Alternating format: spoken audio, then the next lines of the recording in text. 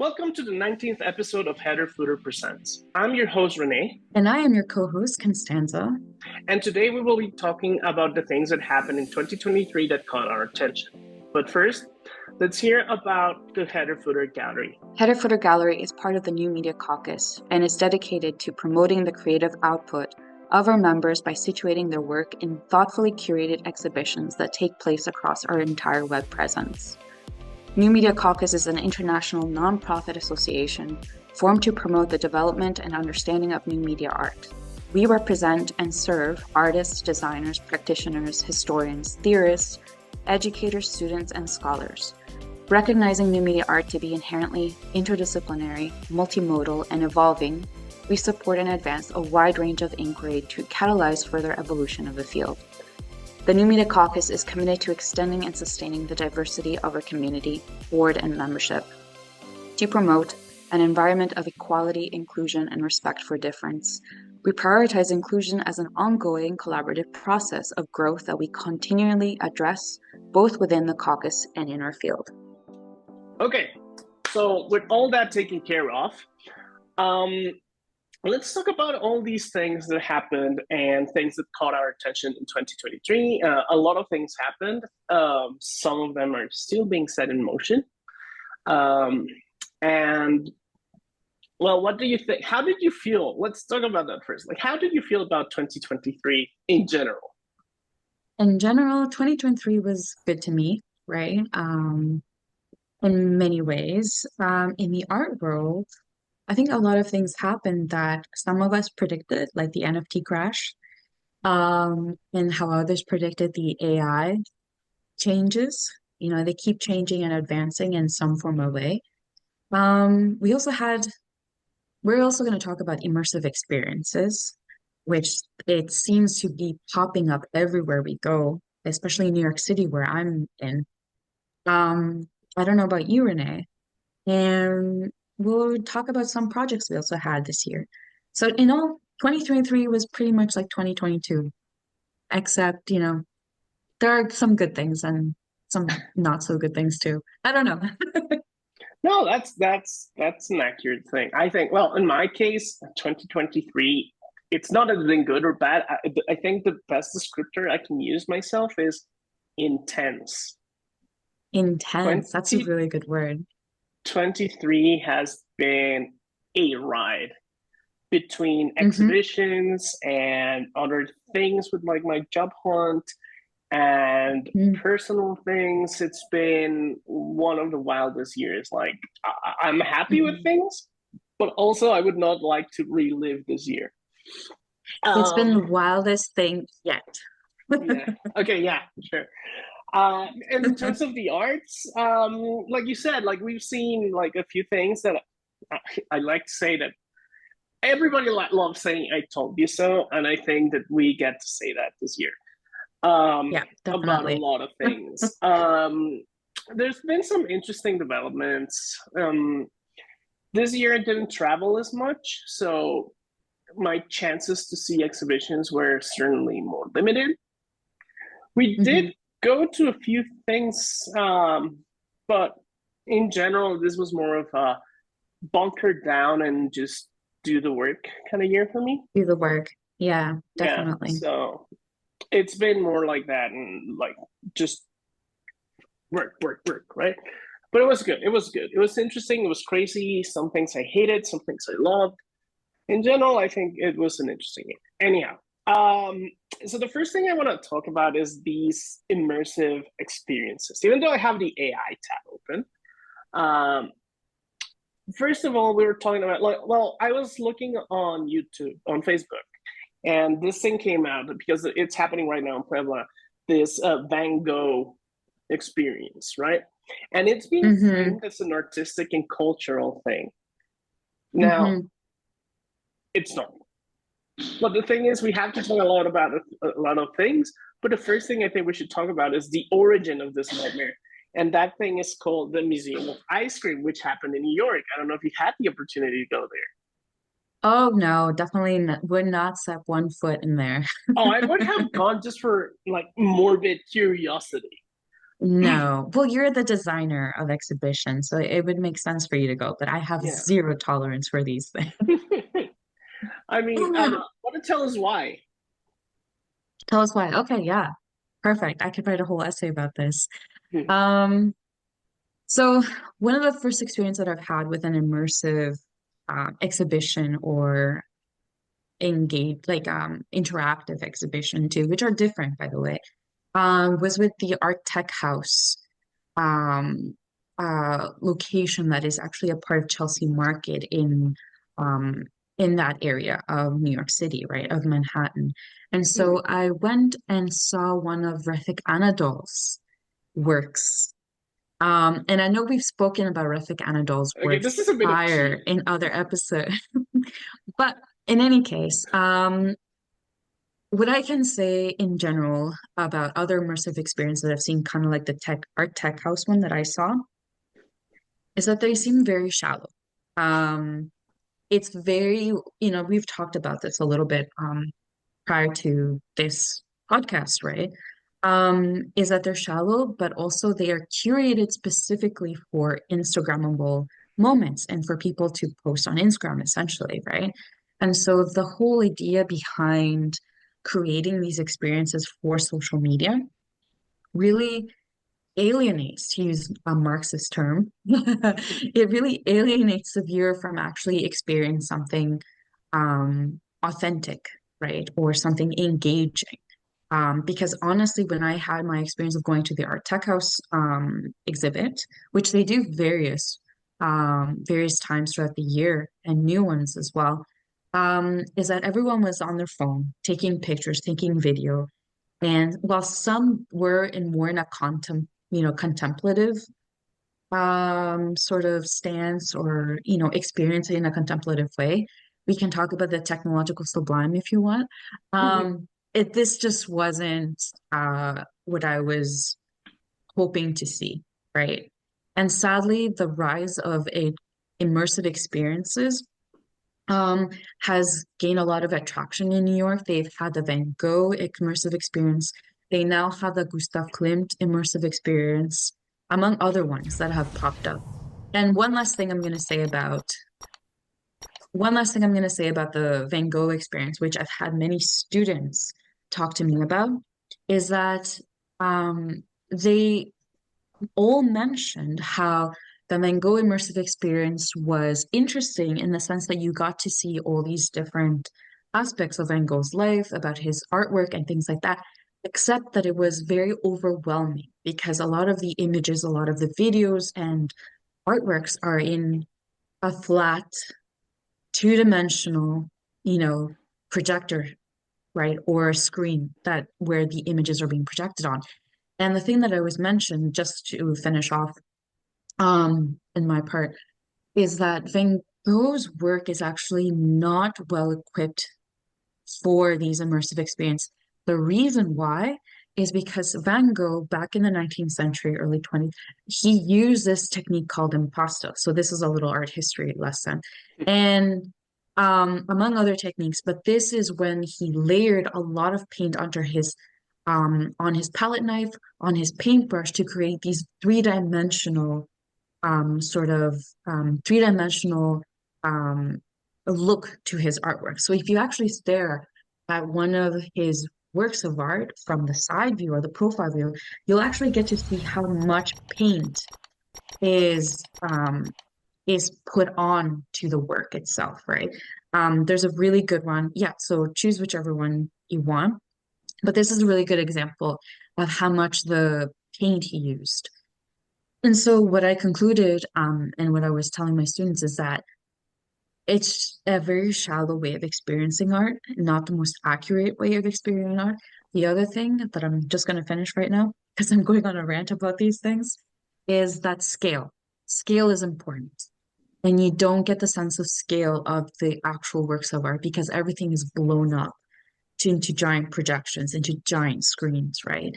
And so that's really disappointing because they're not, in my opinion, they're not getting the most authentic experience of a work of art, right? And that's That's what I've been thinking thus far. How about you? Okay, so whew, this is gonna get interesting because Yeah. I'm of two minds. On the one end, the art historian in me is like, ah, but on the other end of it, like the exhibition designer in me is like, ooh. And I can Hmm. explain. I have a reason for this. So I've been showing you several, but I'm going to talk specifically about the Museum of Ice Cream, which I just realized is now an institution. Like it's an actual physical space. It's always been. Figures. Um, but one of the things that this place has, this was what the first one, like the Museum of Ice Cream was the first interactive experience that was created, and it was very successful. There's no pedagogical, like there's no history of ice cream. There's no ice cream makers from like the 1500s or whatever. I don't know when ice cream was invented. There's no mention of penny licks or anything like that. Are you familiar with penny licks? No. So you're gonna hate this. Back in the late 1800s, with the Victorians, when ice cream was becoming popular, you would Hmm. go to the ice cream man, and he had these things called penny licks. Let me show you these things. Okay, Oh, okay. so they Hmm. would serve you the ice cream like this. It's tiny. It's like about yay big. Okay, so the idea is that you would go, you would pay a penny. They would put a little bit bowl of ice cream in it. You would take the glass, lick it, and hand it back to the guy, who will then take another bowl of ice cream, put it on top, and give it to the next customer. Oh, gross. Yes, exactly. Told you were gonna hate it. So the thing with the penny lick is that it actually created a pandemic of diseases and stuff. I think it was Hmm. tuberculosis, but I'm not entirely sure. Uh, I mean, the whole idea is kind of cute if you think about it, like the aesthetic. I mean, aesthetic was an internet term. Like you could do it now as like a cutesy thing, but obviously you would have to wash them. Like, don't be Victorian about it. But yeah, so this caused like an outbreak of TB or something, and they were outlawed. But like, there's no indication of any of those things in this. This is just pure Instagram, right? There's no history. Yeah. There's no context. It's all look at this. Oh my god, what is that happening here? Go away. Okay, there we go. So there's no history of anything. I don't even think it's sponsored by anyone. I don't know. But It's just okay, generic. Yeah. and this is a perfect picture. Okay, so you can see, look at this. It looks ratty and it looks weird, right? Like it looks super low cost, does it not? Hmm. Okay, Yeah. that's actually on purpose, and this is actually the brilliant part of it. From a designer point of view, this is really, really impressive because, and this is the thing you have to keep in mind, this is not a place to learn, this is not a place to visit, it's a place to say To you visited. experience. It's an Yeah. experience, right? It's But an it's a experience. documentable experience because walking is an experience, anything is an experience. But the thing about it is, look at how pretty this picture looks. Hmm. The space is designed with camera flashes in mind.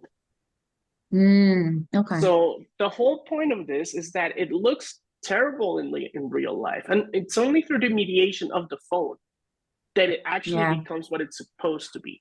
This is all set so that camera flashes don't wash out things. That's why it looks opaque. That's why it looks creepy and weird. The reds are not bright, all of that. Because the idea is that once you take the picture, it looks brighter. Look at this. See the difference? Yeah, definitely. Like, okay, Wow. oh, this is so perfect. Look at the difference. It's the same space, right? Hmm. Can you see the difference? Okay, this is a render. Hold on.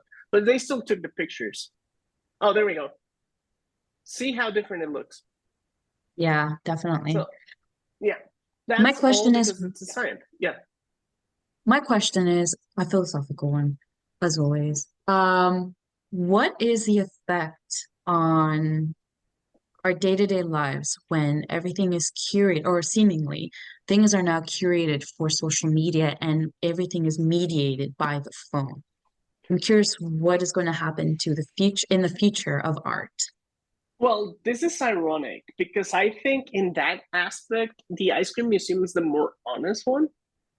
Because Mm, one of the things that happens in your memory when you go up to a place, okay, it's like this experience, like let's not even think of phones, just like a normal thing. You go to the museum, you go to this concert, you go to this place in nature, and you remember it somehow, right? Like you keep it in your yeah. memories. And every year, as the years pass, your mind embellishes it and it Oh, of makes it course. brighter and it makes it nicer. And then when you go back, you're like, oh, I don't remember this being so small, or I don't remember this being so disheveled. It actually was, but your brain did a lot of photoshopping. And Mm, in this case, the ice cream museum just skips that whole process and gives you the thing, right? Like yeah. it skips that point. As long as you're mediating it through the phone, the experience is already um nostalgified, I guess. I don't know how to say this. Like a filter of Yeah. nostalgia has been applied to it. So Yeah. I think that's what's happening here. It's oh look, oh my god, yes, look at this. Yeah, Mm-hmm. remember what Yeah. it looked like Yeah. in the first picture that I showed you, which I cannot find anymore. But let's see, let's go back. Maybe it's here. No, let No. me see if I can find. Oh, there, no, that's not it. Why is it taking so long? Oh, there we go. Look at this. And Mm-hmm. oh, there it is. See the Yeah. difference? So different. So As a different. designer, this is top tier work. This is impressive. Like being able to do this and know what the colors have to be and what the values have to be in the everything. Hmm. This had a lot of thought put into it. Like this is not by accident. The fact that I you have can another question. yes. What does this do to our visual culture? Oh, I don't know. I mean, we have Trump delay all the time. So I mean, Trompe-l'œil, yeah. Trump delay, yeah. So, but first of all, like just looking at this, I just realized something. It's also imitating someone. Mm-hmm. Do you not see the relationship with a certain famous filmmaker? Oh, Wes Anderson. Yes, it's a Wes Anderson-fied version of reality. Mm-hmm. This is the Amelie of museums.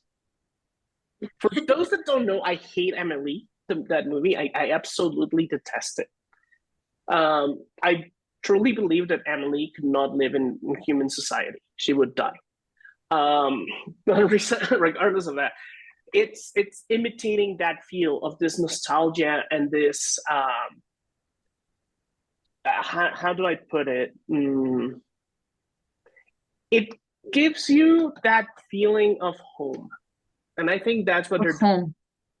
Like Mm-hmm. something that feels cozy, something that feels bright, and people need this because of the alienation that you mentioned. Like people need this colorful thing in their life because ironically, what is the current fashion trend? Sad beige.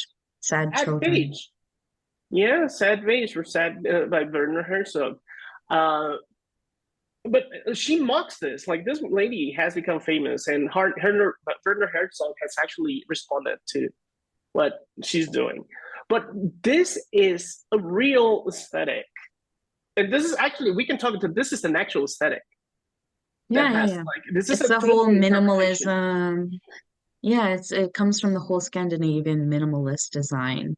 Yeah, exactly, and Um, that's also tied to look at this. Sad beige soul. uh, this is absolutely related to white supremacy because this is going back to a thing called cottage core. I don't know if you heard of that. Cottage Cottagecore? core. Yeah. Mm-hmm. So it's like women, they're trying to go back to like a simpler life and they're becoming trad wives. And all of this is a very simple way for white supremacists to recruit women into the system. Because like Wow. yeah, there's like a whole like research on this and it's terrifying because all of this fits into white supremacist ideas. So but now like there was one uh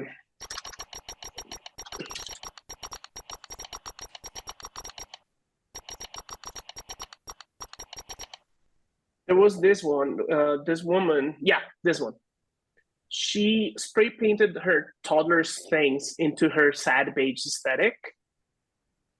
And it went from this colorful thing with like, look, with the colorful things. And this is what she turned it into. Oh no, it's like the color has evaporated, like the saturation. Yeah, yeah, it's Because it pretty has sad. to fit the aesthetic of the house, and it's not about the children. But it's also ironic because these people tend to be what we call crunchy moms, which is people are like Okay. terrified of vaccines, terrified of chemicals, terrified of every kind of thing, and they go and spray paint a toy that children chew on. Mm-hmm. Because I guarantee you that every toddler in the planet has chewed their toys. Like, Mm-hmm. that's not even up to discussion. So now they're eating spray paint Lovely. because it has to fit this natural aesthetic, which is ironically unnatural. Anyhow, Yeah.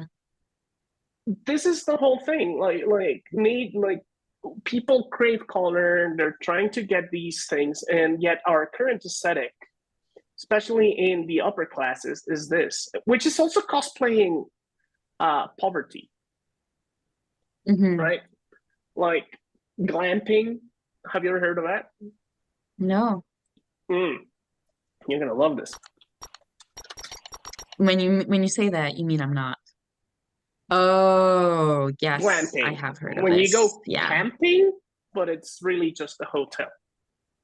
Yeah. So, and see, it's also tied to the sad beige aesthetic, which is Mm-hmm. supposed to be natural. And it's a contact with nature, but it's always mediated. So everything we do is mediated nowadays. So I don't think the ice cream museum is doing anything outside of this thing. It's already a thing.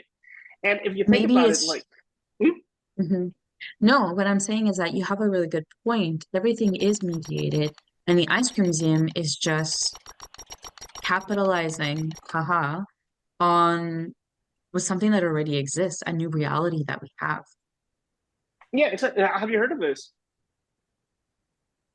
There's Airplane a rent Instagram. company Yeah, that will yeah. rent you an airplane. Like there's actually airplanes that don't work, and these companies just park them, and then they charge you to say that like they have staff that's dressed like flight attendants and like pilots and everything, but the plane Yeah. can't fly. It's just there, and they rent you the whole experience. Like they will rent you this limo. The limo's actually just there. Like again, nobody's driving this limo. Maybe it'll drive for like 500 feet so they can get like a shot of you coming into the airplane, but Yeah. that's about it. It's all very curated, and then there's the whole very disturbing thing behind this because hmm this came about by Instagrammers imitating Instagrammers that actually do take these luxurious trips. hmm But the reality of who takes those trips is very disturbing. And there was an investigation about it, and it's basically very expensive call girls. They go to I Dubai see. and Saudi to perform very, very questionable acts. Like, I'm not condemning sex Okay. work. What they do in these arrangements goes beyond like traditional sex work. It goes dark. hmm It goes places. So Okay. they're imitating this very dark thing because they don't know what's happening when people actually take these very luxurious trips to Dubai or things like that. So our reality is tainted by this whole thing. It's like we're imitating a life that we should not want to imitate, but at the same time, it gives us comfort from a life that looks like this. Uh, no, what's it called? Hold on. I'm trying to think of a neighborhood in Mexico City. Um, La Condesa. no. We're looking at the exact opposite of that. Oh, I see, I see. Yeah. So we're looking at a country, at things that look like this. hmm We went here actually. When we went to the wrestling match. Yeah, exactly. And also, do you remember it looking this bad? I don't. I Mm. remember like a way more cooler thing. So it Yeah. exemplifies this thing. So what I'm saying is like people live their lives surrounded by things like this. Of course, they want to live in a world that's colorful and bright and playful. So it is a form of escapism, Escapism, exactly. That's what I was going to say too. It is a right? form Like, of escapism. yeah. Not just that, but it also like, not that I'm going to talk about it, obviously. It's just everything that's happening in the world. People seek forms of escapism, right? Yeah. Um, in But any you see this in case, everything. yeah. And in art, So I'm you see it in also, art as well. Sorry, go ahead. no, no, no. I was just curious about, so we talked about like the visual culture aspect of it, everything is mediated and things like that.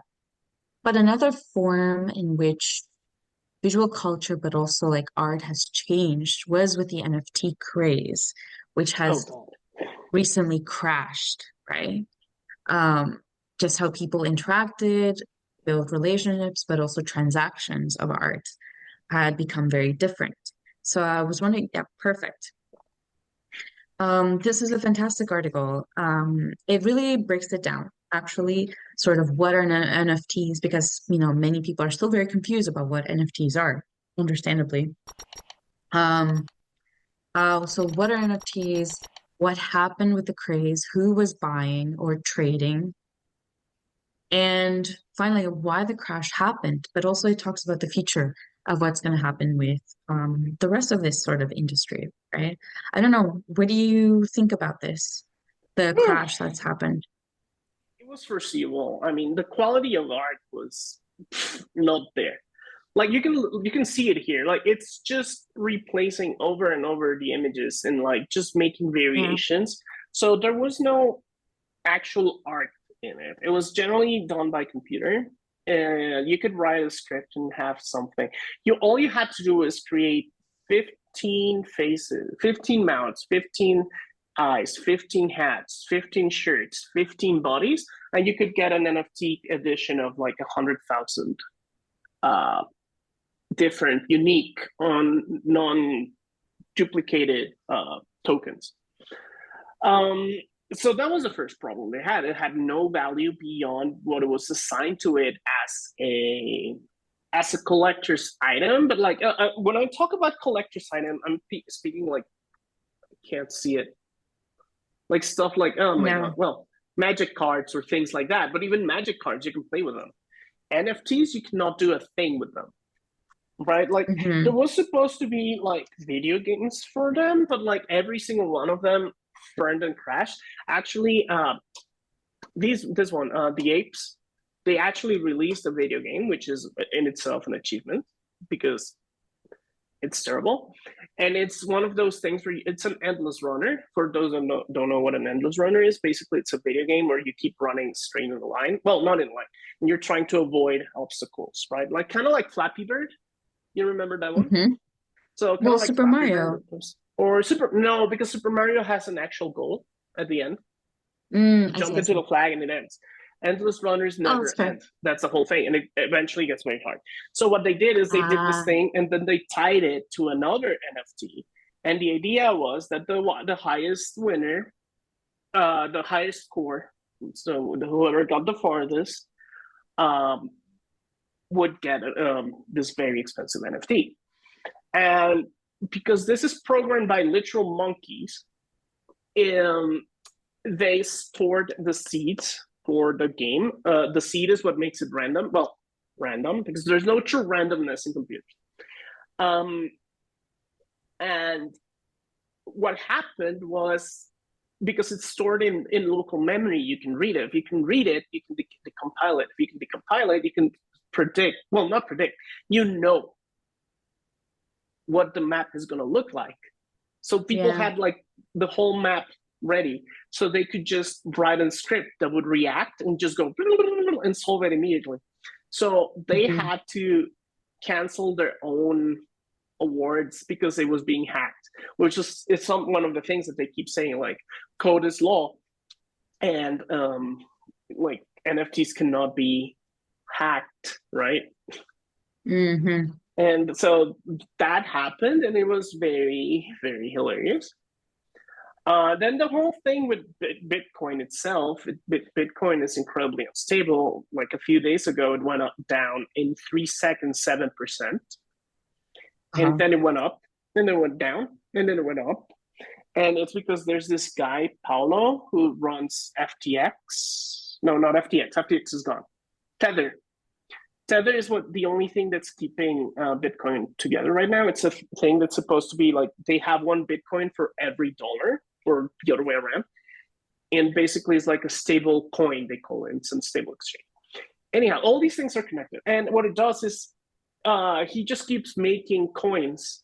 Like he keeps printing money like crazy and pretending that it's fact. And that's what's propping up the price. But even with that, NFTs just absolutely tanked this year. Like they lost 97% of their value. And even the monkey things are like ridiculous. Because those are the most expensive ones. Those are like the successful ones. Bored Ape. Yeah, Bored Ape. The other one that kind of survived, ironically, is the Donald Trump NFTs, and that's just because his fan base is ridiculous. So it kind of survived, but even then, it's being like manipulated. So it's not it's wash trading. Basically, they keep trading between themselves to keep the price up, to make it seem like Donald Trump's NFTs are worth anything. The same with every NFT. But then they also did this little silly thing. Remember, one of the big selling points for artists was like, oh, you will always get paid. Oh, guess what? Yeah. Who would have thought? Yeah. They OpenSea allows people not to pay the artist fee. And this is one of the things, like you could hear it in NFT spaces for a while. People were like, oh, why do I have to keep paying 10% for the artist? I don't want to pay the artist. I'm doing the work, but whatever they think that work is, because they're doing nothing. So it completely disappeared. Like the whole idea of NFT was that, oh, artists can get paid for their work and getting money, residuals from further sales. Well, guess what? That's no longer a thing, because even though code is law, they found a way to just cut it out of the system. So now, if you made an NFT, you maybe sold it for $20,000, and you were counting on getting a 10% cut of that every time, or whatever it was worth it, right? And now you're not getting anything. So the main reason for an artist to get in is gone. And this is OpenSea. OpenSea was the last one to respect it. Like all the other markets were like, yeah, you don't have to pay the artist. And OpenSea was the only one who was like, yeah, no, we're gonna keep paying it. And then this year, around August, they were like, yeah, we're not gonna pay it anymore. So if you go to OpenSea.com, is it OpenSea.com or .org? Oh, there we go. It just redirects you. No, this is not it. Is it? Oh, it looks so different now. Oh my god. Look at the prices. 0.07 Ethereum, 0.40 Ethereum, which is still a lot. Let's look at this. Skyborn Genesis Immortal. But look, the actual price is 0.66, 0.066, 0.066, 0.071, because like it's extra rare, which nothing determines the rarity of these things at all. Like, it's just random. And this is Terra. Like, they look so bad. But let's check one. Let's just pick this one, the Barbarian, whatever. You can. This is the beauty of this thing. Like, they can never hide like the thing. So it was priced once at 0.009. Then the next time it was traded was for 0.01. The first sale was in July. The second sale was in September. That's it. Because a lot of people look at these, but these are offers. Yeah. These are people offering to buy it for 19 below the price. Below the floor price. So it's yeah. And I honestly would not pay, see, $27.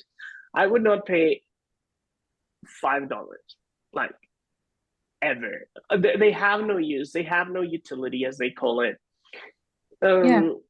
It's been in sale for a while, and since nine, it's called gaming. I don't even know why. I'm guessing it's tied to some of those crypto games. Yeah. It's ridiculous. And you used to see, like in OpenSea, when you clicked on those like top things, it would go for $10,000, $50,000. And look at Well, this, not anymore. supports creator. This listing is paying the collection creator their suggested creator earnings. So Hmm. this is this is something fun. I'm using Opera. Look at this. This is AI. They have their own AI. Yeah. And it explains the thing to Well, you, explores the topic, translates it. well, We'll can jump into that if you want, or you want to say anything else yeah. about No, NFTs. let's jump into AI changes. Definitely. It's Oh, a good segue. yeah. So AI has done things this year. Some of it interesting, some of it. So first of all, everybody under Costin has an AI art generator now. Hmm. See, look at this. Look at this. I lost access to DALL-E, and I don't know why. They haven't told me why. But let's Interesting. actually go into this nightmare. Let's see if it lets me log in. Doesn't, no, I can't do this right now because I don't want to expose my credentials. That's fair. Basically, okay, so full disclosure, I do use AI for some I know things. you do. Yeah, don't look at me like that. Basically what I use it for, and this is what AI is actually useful to reducing your workload. So for example, I have to fill an open call for something, let's say an exhibition or something. I can take the text that the institution gives me, and I can ask the OpenAI or specifically ChatGPT. I can be like, hey, can you tell me what they're actually looking for? And it will tell me like Yes. they want this, and this. So then I can just feed it my CV and say, does my CV have like indicate these things? And then it tells you, no, you're missing this word, this word. Like you do, but you're missing these words. Because one thing that a lot of people don't know is that your CV already goes into an AI, Hmm. and it goes through that and it checks for the exact same thing. So if you're asking ChatGPT to check for those things, it will check what other AIs check. So this is a way of getting through certain filters, right? Yeah. So that's one thing. Then you can feed it your cover letter and give it the job description and ask it, hey, is my cover letter answering these concerns? And then I'll tell you yes or no and how to fix it. That is a very useful thing because usually one of the problems that you have is trying to figure out those things. Another way, and we showed it in one of our episodes, specifically the AI one, when we interviewed it, you can ask it for sources. Some of them are trash, some of them are made up, but you can still kind of like it still has some good sources. So you can Yeah. swim through the whole thing and look for them and see if they're useful. It's very good for that as well. It can also, you can tell it like draft me a project proposal, which is something that curators do constantly. You just feed it the data and it'll put it on in order, and then you can ask it, give me a timeline for this, and it'll make it. And those are things that are not creative. It's Yeah. just Okay. pure rote, like basic things that nobody should be doing. So for those things, they are very useful. The problem is, well, like we were talking about with these AI generators, there's still a problem. Nobody knows where the AI info is being fed off. A lot of them Hmm. actually are not even like custom. All they do is they connect to the API for OpenAI. Hmm. So it's basically ChatGPT in a trench coat, right? It's so interesting because I had this conversation in my history of graphic design course, and we inevitably talked about automation what does it mean to use technology, especially nowadays, right, to influence or to help you do your design work. And a lot of the students had very different reactions or various different responses.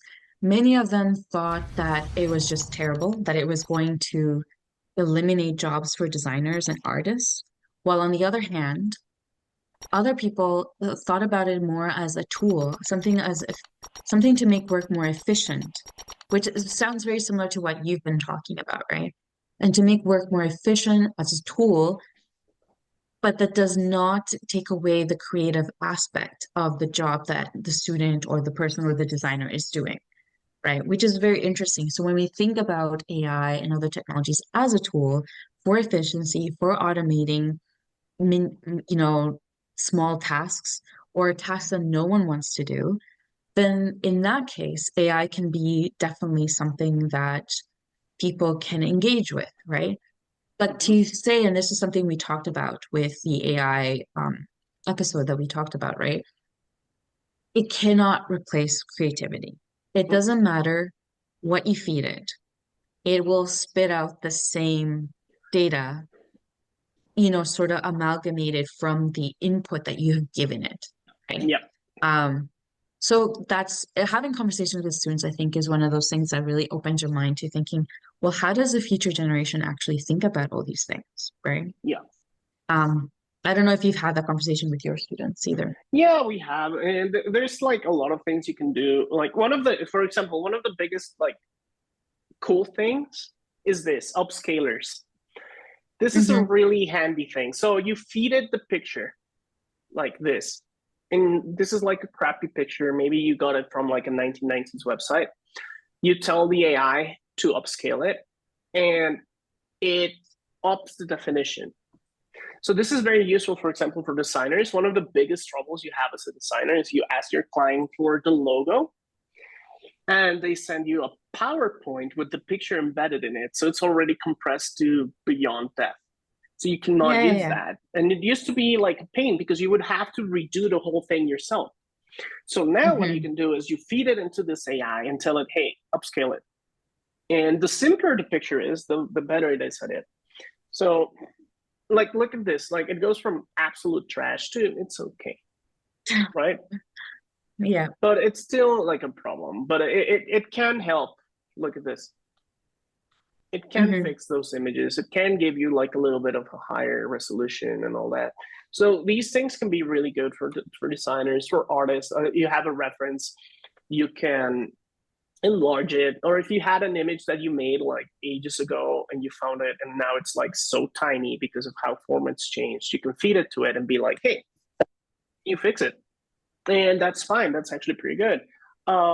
It also does things like Photoshop has this for a while. It was content aware Mm-hmm. fields, and basically what it did is like, oh, this is a sky. I'm gonna keep doing it as a sky.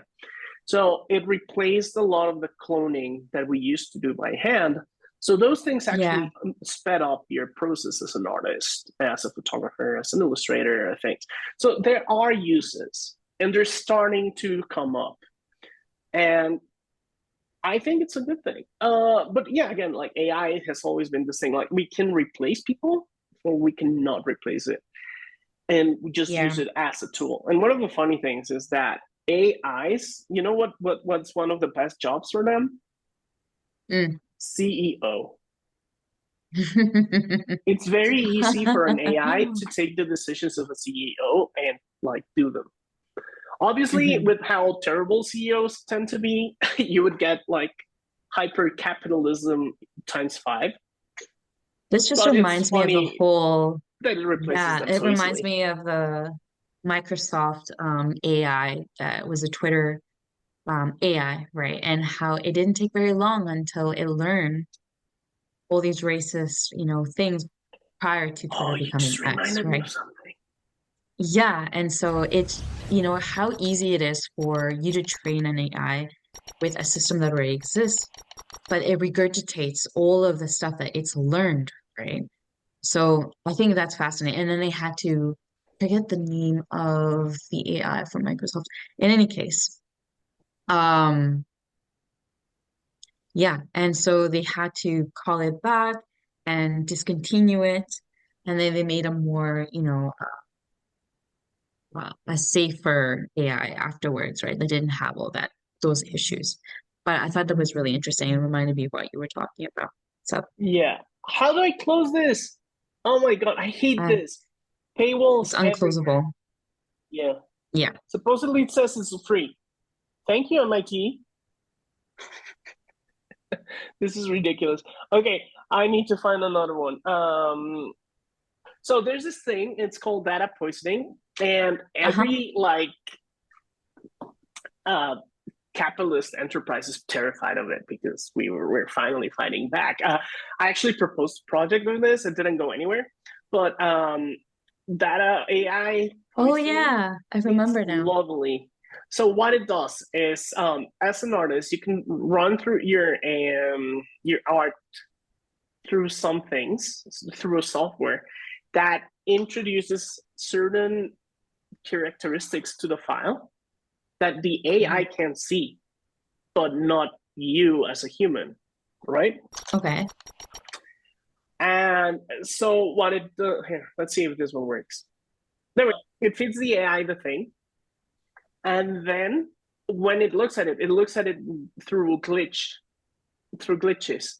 So when it tries to generate based on those poison data, it's never going to be able to. Well, it does, but it just creates like gibberish, distorted things. And That's so so cool. the whole thing is, if you run this through your computer images, like everything you upload, here it is. So look at this. The poison. So this is the original one. This is a clean thing, Mm-hmm. and because it's poison, it's gonna come up like this. Mm-hmm. So when you ask it for something, uh, it generates these ones instead of these ones Yeah. Oh, that's because so it cool. cannot. So even though it's trying to be like realistic, it can't because the images that it was fed as realistic are not realistic. Yeah. So it keeps like tripping over itself. I don't know if I can Mm-hmm. see. Yeah. So look at the poisoning. Here it's dog. Like it looks like a dog, right? Like you can look at it and it's a dog. But Yeah. when because it's poisoned, it's overlaid with the image of a cat. So the AI starts to like get crazy about it, and then eventually, as it eats more and more of these poisons, it starts confusing it: cat with car, cow with so it completely destroys the AI database. And once it's poisoned, you have to redo the whole database. Like That's so cool. I love it's it. fantastic, and like AI like enthusiasts are angry. You can go into Reddit and you can see people like, how dare they do this? They're ruining my work. And it's like, do you hear yourself? But that's not the only thing that's happened in AI that's made me like love it. So we all know that Elon Musk has gone off the deep end, right? Yes. So he released this thing called Grok, and Uh-huh. Woke rock. it's yeah. So Grok immediately became left wing because Okay. reality has a left wing bias. But Elon Musk doesn't like this. So now he said that he has to lobotomize his AI so it stops being left wing. He said that literally. Now, Yeah, the the choice of implications of this language. phrase, but not only that, Exactly. the fact that you have to be lobotomized to be pro right wing, Oh, I see what you mean. right? Yeah. Like the It's implication here is that an AI cannot be anti woke, whatever woke means in the mind of conservatives. But it's like literally you have to be turned into a mindless person to be like pro right wing, and even an AI has to be like taken down a few notches so it becomes amenable to right wing ideas. I just find it so hilarious, you know. yeah. Yeah, definitely. It's why, sir? Do you realize the implications of what you're saying about your own ideas and values? The language matters. Definitely how people, well, this is the thing, like throughout the history of AI, right? People have been thinking about, yeah, they've been thinking about and discussing AI through very human terms. And so when you get something like this, it just reinforces this entire history. And you start noticing, well, damn, right? This is something that keeps going on. We have Mhm. attributed human values and human characteristics and attributes to these machines and systems. And they have serious implications in how we understand them and how we view them, especially. Yep, exactly. So the funny thing is, Elon Musk looks at left-wing ideas as poisoning his data set, and Hmm. now he has to cherry pick what information he feeds it, so it starts resembling the right wing. But it also tells you a Hmm. lot because like AIs used to turn into racists, and now they're turning left-wing because the data that like people in the real world are leaning left now rather than this hyper-capitalist Yeah. feudalism thing. And that takes me to this. This is an interactive documentary, and it Hmm. talks about the manipulative power of language. You should watch it. Okay. It's not that long, but yeah. So after that little going into politics, which is something I'm very passionate about, I think it did something really interesting, and you should talk about it. Oh, yes. Speaking about immersive experiences and AI sort of based artworks and things like that, I just wanted to share Ling-Lin Ku's exhibition. She is a Carnegie Mellon professor of art, and her exhibition Insight-Outsight, which was featured in New York City at the Q Art Foundation, was really exciting because it was really exciting because she thinks about technology and digital technology, I should say, in different ways. Something that I feel like a lot of digital artists could learn from, right? So her works are very largely sculptures, and they play with different scale and things like that. And so what was exciting about the work is that she thinks about technology and digital medium through sculpture, through three-dimensional modeling, through all of these different things, right? And the conceit of the work is actually that there's a lot of metaphors related to insects and bugs. And so I had the pleasure of writing a piece for the exhibition catalog in which I discussed sort of the origins of the term bug in computer language and computer culture and slang, right? You know, we refer to bugs as glitches, right? Or that's synonymous with glitches, and how that actually stems from Grace Hopper's sort of incident in which a bug or moth was something that was in the Harvard 2, I think, device. And they actually, if you check out the Smithsonian Museum of American Art and Science in DC, you'll actually get to see the way in which they taped the bug onto the logbook, which is fascinating to me. But of course, this idea of the bug and insects into popular culture and slang, yeah, and you can see it there definitely. Um, this whole idea, it actually also stems from um, Thomas Edison's inventions and how supposedly there are competing histories and stories of how he also used the term bug to signify something as an error or as specifically as an error, right? So there are various stories that surround all of these, origins or, you know, um, etymologies of the term bug into our popular culture of digital media. And so it was really fascinating to see how she had thought through these insects as systems and as metaphors for how humans deal with life and just sort of how they intervene in not just our everyday lives in nature, for example, also in the city, for example, but also how they intervene in our linguistic models, that we observe and we think about as well. So if you ever get the chance, please go visit the website at QR Foundation, and you can take a look at the essay that I wrote for this piece, for this exhibition, that I was delighted to do. And now it's your turn to talk about something you did this Oh, year that here's the you're thing very for you. excited about. Oh, thank you so much.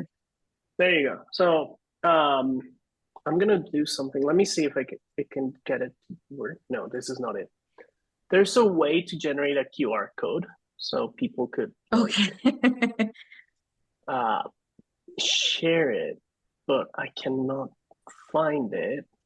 I become That's British all of a sudden. Okay, no, I can't find it. Anyhow, um, well, you can look at it. Q, A Bug in the System by Constanza. And you can read the article. It's really interesting. It's well, she just gave us like a really quick summary of the whole thing, but it's really worth checking it out. And the exhibition is also thank you really so nice. much. Yeah, Um, definitely. so when you say that I have something, what do you mean? Where you had that Tlaxcala thing that you were involved Yes. in. So, So yeah, can you there tell was us about this that? there was this festival in Tlaxcala.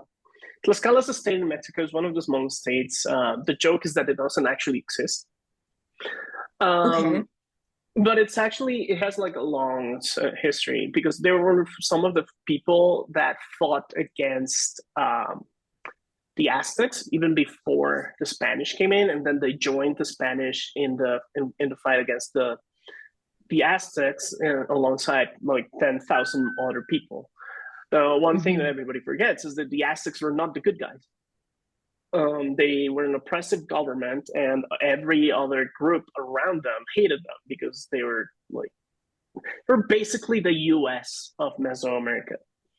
So Okay. Tlaxcala became this resistance group against the Aztecs. They got allied with the Spanish, and they actually retained special um, privileges as an indigenous people. So you still have people who were nobility back when Tlaxcala was like an indigenous state. And today those people are still like some of the most important people in the state. So they Hmm. retain this structure, and a lot of the culture is not interrupted like in other places. So it's a really interesting place. In any case, I was invited to do a museum studies course for them. It was really interesting. Going to the place where it was held was the art center of Tlaxcala, and it's so funny because one of the stereotypes about Tlaxcala is it's very rural, but this place had like top of the line what do you call it, like installations, everything, presses, printing studios, everything you needed to do any kind of art in there. It's because like the people there are very very talented. And so what I did was give a course on the history of museums, how museums change, museums that in non-occidental places also, because it's a very interesting thing. There's a lot of, or more exactly, there's a lack of a study in this area, particularly, for example, Hmm. Mexican spaces that could be qualified as a museum, but we don't know the intention. So we theoretically they're older than this one, which is the, hold on, let me show you. Oh, here it is. So the what we consider is the first museum is the Engaldinana Museum in Babylon. But there's Mexican spaces that could somehow like kind of function like museums, but we don't know if that was the intention. It was just like a treasury. What's the difference between a treasury and a museum? One of the things that Hmm. makes us say that this one is a museum is that they actually had labels. Like the Oh, it's objects so had interesting. labels. Yeah, it's one of the most cool things. Like here's the label. Okay, so this is the first label in the world, and it actually tells you the story of the object. Its curator was a woman, it was a princess. This is in a palace, and the princess of the when she later became like the queen, she was the curator, and she collected these objects because her father was the first archaeologist. Her Oh, father cool. was interested in the history of Babylon before themselves, so he would collect objects from the past and would try and study them, where they came from, what were they, how were they used. So that's why we Mhm. say this is the first museum. So it was teachings about these kind of things. Then jumping into the Romani Museum, Uwe Worm, I think it's Ole Worm. and like the progress of these things. And then we covered like non-traditional museums, non-occidental, like places like in China, which is they have these objects. Then in Japan, the temples, the Todaiji, which are temples, but they still contain objects. But the problem is they're technically not museums because they're for the people. They're not for the people, they're for the priests. Sorry. And in Islam where they have the waqf, which is a religious thing. So how do we define a museum? How can we create non-Western museums, right? And it kind of helped people to understand like how, for example, how community museums are run in Mexico, because a lot of people in Tlaxcala that work for this in this course are actually from Oaxaca, and they didn't know of this place, the Shandani Community Museum, which is run by the people. Mm-hmm. So they collect their own history, and like they literally can point out and say, that's my grandfather's chair. So that creates a different kind of museum where it's about sharing your history rather than sharing your conquests, which is the Occidental scheme, right? So this was a really cool thing that we did, and I met a lot of like new media people in there. Like interestingly enough, they were doing projection mapping, for example. Some of them were doing things about graffiti and all that. So it was a really interesting thing. A lot of people from La Esmeralda, which is El Colegio San Carlos, which is the first art school in Latin America. And then there's also the FAD, which is the same thing, same university, but it's the Facultad de Arte y Diseño. So it's like the art school and the design school, and they both have artists working with them. And they're part of UNAM, the Universidad Autónoma de México. So it was a really interesting experience. I'm really thankful. They even gave me a certificate, which I don't know where I put, but I think it's around here somewhere. But it was really nice, and it was a really cool experience. That's great. And there's other things in the back burner, but I'm still not yet ready. It's not official yet. Victory. Yeah, I need some things to fall into place and some emails to arrive, and I'm being driven insane by that. Of course. But yeah, so I think we've been speaking for almost 2 hours. Yeah, so I guess it's time to move on. Yeah, I think that was all, right? Yeah, okay. Yeah. So, do you want me to do the outro? Yes, please. All right, this was a recap of 2023. We talked about a lot of different subjects, and we can't wait to talk more in 2024. So thank you for joining us in this conversation, and stay tuned for the next year. I'm Constanza, the co-host, and this is Rene, the host of Header Photo Gallery Presents, and we'll see you next year. See you guys, and don't forget to like and subscribe. Yes.